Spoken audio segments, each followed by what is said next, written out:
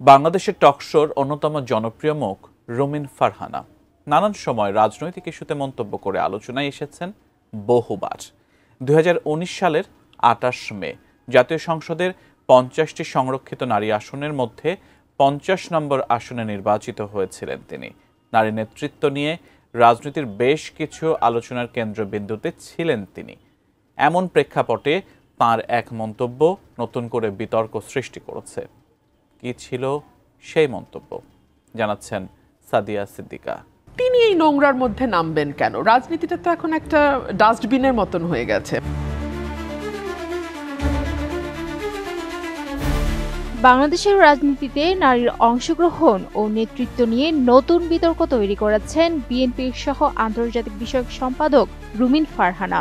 তার মতে, বর্তমান রাজনীতি এমন পর্যায়ে নেমে গেছে যেখানে শিক্ষিত ও সম্ভ্রান্ত পরিবারের নারীরা যুক্ত হতে অনীহা বোধ করেন। তিনি সরাসরি বলেন, রাজনীতি এখন ডাস্টবিনের মতো হয়ে গেছে।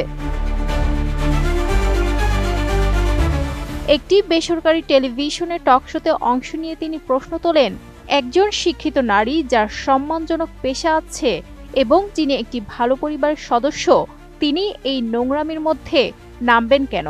একটা ভদ্র ফ্যামিলির এডুকেটেড মেয়ে who has a very bright future ahead, উনি কেন পলিটিক্সে আসবেন? আমি বুঝি নির্মাণের শিল্প, সালাম স্টিল বোঝে ডিউরেবিলিটি। সালাম স্টিল, মোস্ট ডিউরেবল স্টিল।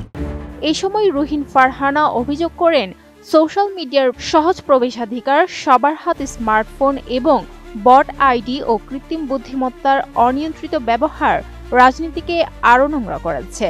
নারী নেতৃত্ব প্রসঙ্গে কথা বলতে গিয়ে তিনি জানান, বড় রাজনৈতিক দলে যোগ্য নারী নেত্রীর অভাব নেই, তবে বাস্তবতা হচ্ছে সংখ্যাগতভাবে তাদের ভূমিকা ক্রমেই কমছে। উদাহরণ হিসেবে তিনি উল্লেখ করেন, বিএনপির আসন্ন নির্বাচনে ঘোষিত 237 জন প্রার্থীর মধ্যে মাত্র 10 জন নারী। এই প্রেক্ষাপটে রুমিন বলেন, হয়তো পুরুষের তুলনায় সংখ্যা কম, কিন্তু এত কম নয় যে মাত্র 3 বা 4% নমিনেশন পাবে তারা। 100 এর মধ্যে 3 বা 4 জন। টকশোতে এনসিপির মুখ্য সমন্বয়ক নাসিরউদ্দিন পাটোয়ারির মন্তব্য আলোচনায় আসে। তিনি সম্প্রতি বলেছেন, বড় দলগুলো ছোট দলগুলোকে একীভূত করে রাজতন্ত্র কায়েম করতে চায়, এজন্যই জোটের বিরোধিতা এবং আরপিও সংশোধনের বিষয় সামনে এসেছে। বিএনপির অবস্থান ব্যাখ্যা করে রুমিন বলেন, বড় দলগুলোর সঙ্গে যে ছোট দলগুলো দীর্ঘদিন রাজনীতি করেছে তাদের সংসদে যাওয়ার প্রত্যাশা ছিল, সেই প্রত্যাশা থেকেই জোট গঠন করা হয়েছে এবং বড় দলগুলোও দেখিয়েছে যে তাদের সঙ্গে একাধিক রাজনৈতিক দল আছে। তিনি মন্তব্য করেন, যদি কোনো দলের নিবন্ধন ও প্রতীক থাকে তাহলে প্রশ্ন হলো, আপনি আপনার রাজনীতি করছেন না কেন? অন্য দলের প্রতীকে যদি নির্বাচন করতে চান তাহলে ছোট দল রাখার প্রয়োজন কি?